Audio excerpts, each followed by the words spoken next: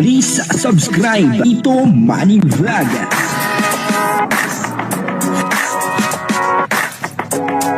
Payagan po si Tito Manny Vlog na mag-reactor para pambiling gamot sa kanya pong karamdaman. Ayak po si Krista dahil po doon sa mga pangyayari at siguradong malulungkot etong si Kalingap Mikoy.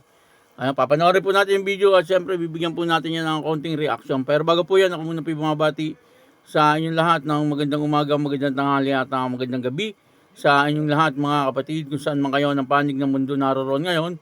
Ay mag-iingat kayo palagi at napagpalain kayo ng ating Panginoon. Maraming salamat din po sa patuloy na tumatangkilik sa aking YouTube channel at nanonood sa aking video reaction. Patuloy lang po natin suportahan sila Kuya Bal Santos Matubang, Kalingap Rob, Ate Edna Vlog, Jack Tapia at yung mga kasamahan ko pong reactor sa Kalingap. Ganun din po yung mga charity vlogger na Kalingap partner. Ito po yung video na kung saan ay talagang naayak po dito si Krista.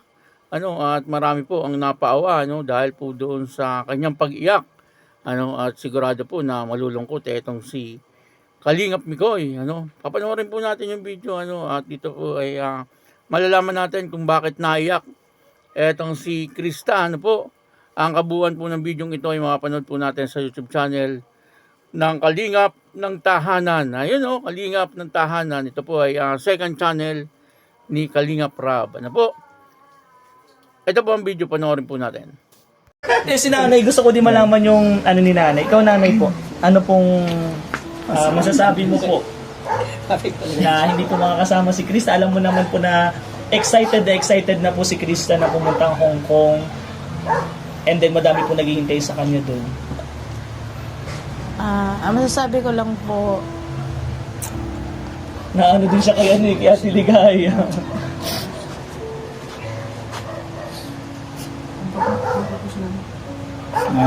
ginawa naman natin ang lahat na. Hindi yan sinanay. Sa Ate Ligaya. Sa akin lang naman po, ginawa po talaga namin ni Ate Ligaya lahat kasi lagi po kami magkasama sa diet, lahat ng mga papers na kailangan kinuha po namin hanggat sa nakailang take nga po siya pag online para lang po maging okay. Tapos nakakailan na po kami, hindi po talaga siya makuha kasi marami nga pong papel na kulang. Nung makumpleto naman po namin at in-interview nga po kami kahapon, yun nagsabi po talaga na na parang 50-50 daw po ang kasi hindi nga daw po allowed na wala siyang kasamang parent. Kaya nalungkot din po ako kahapon pa. Di ko nga rin po sinasabi sa kanya kasi ayoko naman masaktan siya kasi excited na po siya. Bumili na rin siya ng mga gamit na kailangan niyang dalhin.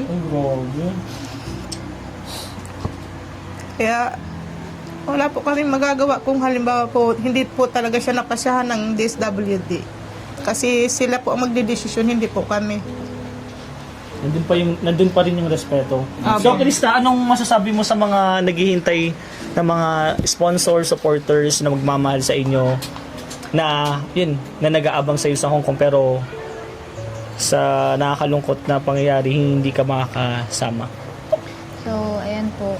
Unang-una po, humingi po ako ng sorry kasi alam ko po marami pong supporter po ang nag-prepared po para salubungin kami, ang team ni Chris, ang team Kalinga po. Ayun, pasensya na po kung hindi po ako makakasama. Ayun, malungkot sa side ko, syempre. Kasi, yun nga, unang travel ko, tapos, ganun. Pero, ayun, ayoko hindi kong pigilan. Okay lang yan, sige, ilabas mo. Tapos, ayun nga, kaya nga nasabi po nila, hindi naman natin hawak yung desisyon ng DSWD, lalo at minor pa po ako. Naiintindihan ko po yun. Masakit lang talaga. Basta, para huwag ka malungkot. Video call na lang. Huwag kang ganun! Huwag kang ganun! Bro, alam ko na, para hindi ka na malungkot si Nanay Ate Ligaya, si Rain ikaw yung last. Ako na lang siguro. Ako nalulungkot talaga ako nung pagsabi sa akin ni Ate Ligaya na disapprove. Kasi ako, pinapasikaso din ako ni Kalinga Prab, pero nandun na kasi si Ate Ligaya and alam ko kaya ni Ate Ligaya yun. Kahit ako din naman, kahit ako po yung nag-asikaso nun, ginawa ko yung ginawa ni Ate Ligaya, madidisapprove at madidisapprove po talaga yun. Kasi, syempre may tinitinan po mga criteria po doon yung DSWD and 15 years old pa lang po si Krista. And sa tingin ko isa yun sa dahilan. Yun nga po yung sabi. Medyo malayo pa sa 18 eh.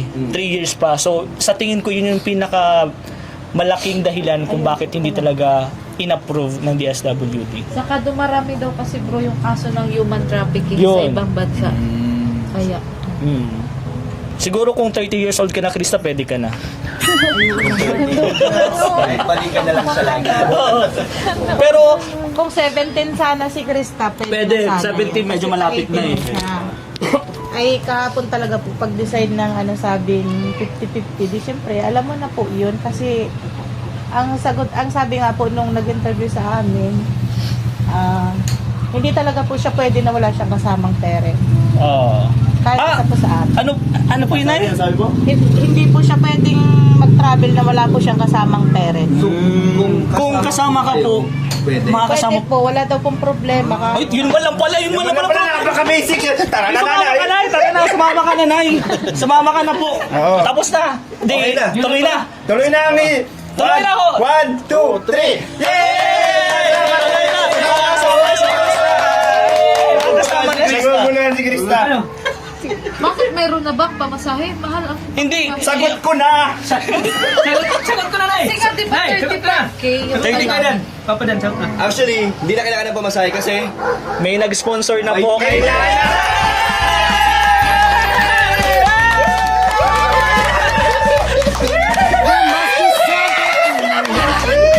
Ayan guys, naging emotional ako.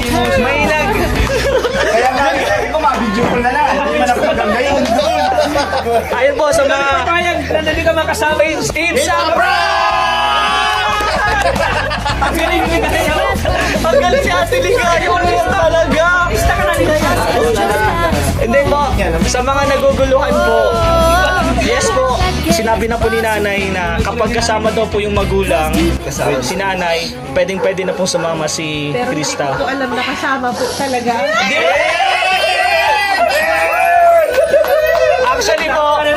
Actually po, kagabi lang to nangyari. Kinontak ako ni Kalinga Prab, kinonfirm ko kay Ate Ligaya, and meron pong nag-sponsor para po sa ticket and allowance po ni Mama Che. Worth 35,000, pasalamatan po natin Mama Anonymous and Mami Rose, maraming salamat po. Yun nga po, no, dito ay talagang napaiyak si Krista, no. Akala niya hindi po siya makakasama sa Hong Kong, ano, at yung kanyang ina ay talagang humagulhol ng iyak eh. Ano po, medyo nakakaawang tingnan eh. Kasi siyempre nga naman, awang-awa po siya doon sa kanyang anak. Kasi talagang naghirap po sila, no, sa paglalakad nung mga papeles ni Krista. Ano po, para lang makasama itong si Krista, kaya lang, ay anong nangyari, parang 50-50. Ano, at parang deny, ano, parang gano'n, ano po. Buti na lang, at yung problema ay na-solve. Ano po, kasi may nag-sponsor na pwede nang sumama itong sinanay, ano, binigyan po ng 35,000 na pamasahe at panggastos doon sa Hong Kong. Grabe, no, nakakatuwa naman talaga yung mga taong nagmamahal, ano, kay Krista. Ano po, talagang ginagawa po nila ang lahat, ano, upang sa ganun ay magkasama etong dalawa, no, si Mikoy at si Krista. Medyo pangit nga naman, ano, kung wala si Krista. Ano, kasi may Chris eh. Ano, kung si Mikoy lang ang makakarating, tas wala si Krista, ay talagang malulungkot po etong si Kalingap Mikoy. At hindi lang si Kalingap Mikoy ang malulungkot, siyempre yung mga kasamahan po nila, at ganoon din, lalong-lalo na yung mga viewers, ano po, at yung mga sponsor nila, ay talagang malulungkot, ano. Buti na lang, at nandyan yung mga sponsor na talagang handa po lagi, ano, na tumulong upang sa ganoon ay maging masaya etong si Krista. Ang pinakamaganda po rito ay makakasama na po etong si Krista at hindi na po malulungkot etong si Kalingap Mikoy, ano. Kasi sabi niya, kapag hindi na po kasama itong si Krista sa Hong Kong, ay talagang malungkot daw po siya. Kaya dito ay talagang tuloy na. Ano po, kasi kasama na nga itong nanay ni Krista. Kaya yun, ano, maraming salamat po. Una sa lahat, siyempre sa ating Panginoon. Pangalawa sa mga patuloy na tumutulong kay Krista. Ano po, sa mga viewers, sa mga sponsor, at ganoon din po sa Kalingap. Ako po si Tito Manny Vlog na nagsasabing God bless you all. Diyos mabalos.